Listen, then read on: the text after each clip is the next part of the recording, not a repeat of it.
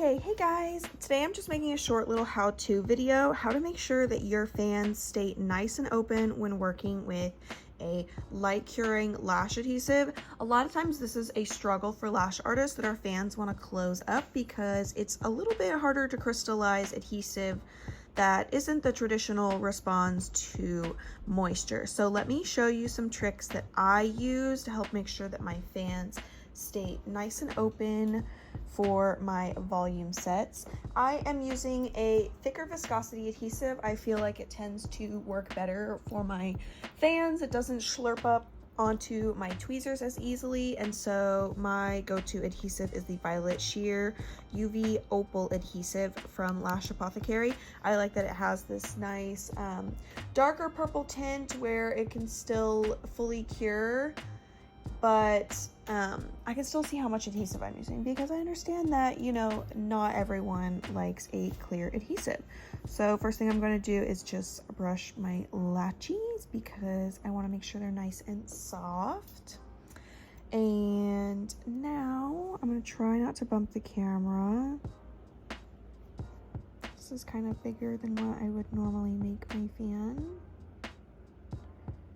Beautiful. I'm a pinch girly, as you can tell. It's okay that my base is kind of like that because, hello, Miss Sponge, we're gonna set you over here. I start off by dipping just a little bit on the base, and then in these grooves, I like to slide, and wiggle that in there. And now you can see my fan is staying open. I can readjust my grip to the top of the fan, which to me makes it easier once sorry guys. Once I isolate a lash, it's easier for me to get in there and place. Hello girl, let go. Okay, well you get it. She's not gonna stick there because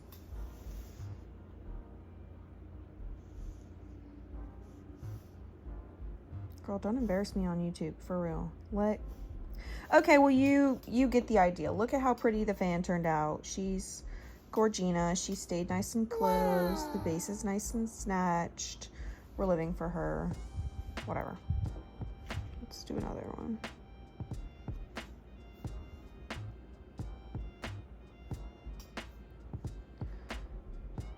Dip the end.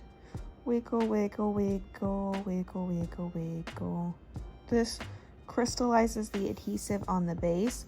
Now remember, if you were going to place this on an actual client's lash, after you've done your wiggle and you've readjusted your grip and you're ready to go, you want to dip and get a good amount of adhesive all the way up that base so you have a nice good amount of adhesive on that lash so it is ready to have the best retention of its life.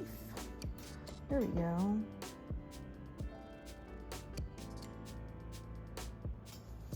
Let's do a few more.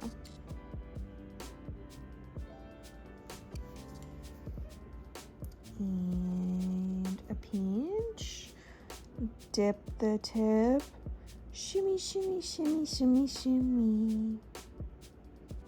Readjust our grip. Beautiful fan, ready to go. If we were placing this on a real client, we're going to get a little bit more adhesive. You can kind of see my little bead at the end. That is okay if you get a bead like this. You can kind of, or how can I? There, you see it at the tip, my little bead. That's okay. If I were placing this on a client's natural lash, I am going to shimmy that bead up and down before placing this fan to disperse that extra adhesive because it is going to help give bomb retention.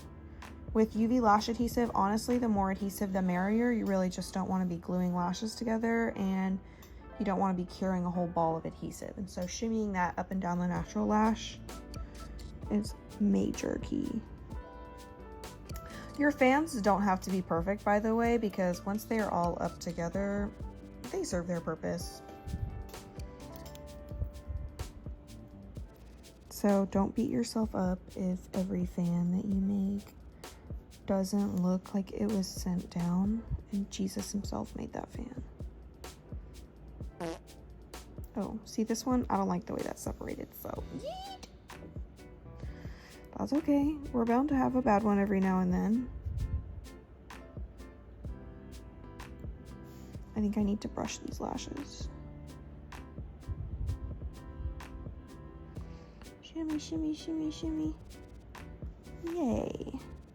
See how that one just popped right open? Now we got a nice bead on there.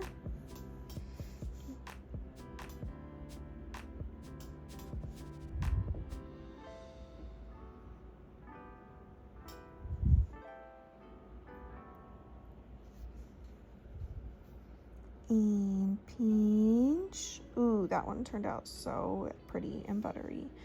Dip the tip. Shimmy, shimmy, shimmy. Not only is this like snatching your base to the gods, but it's crystallizing that adhesive. Look at how pretty that fan turned out. I can adjust my grip. I like to grab from the top, dip a little bit more like I would dip in a client. You can see my bead. If I was on the natural lash, I would be dispersing that bead, but because we're on the sponge, we're just going for it. So yeah, I hope this was a little bit helpful. I will link in my Amazon storefront these glue wells. They are honestly my favorite for UV lash adhesive.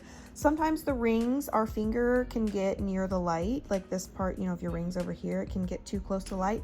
It can get a bit tacky.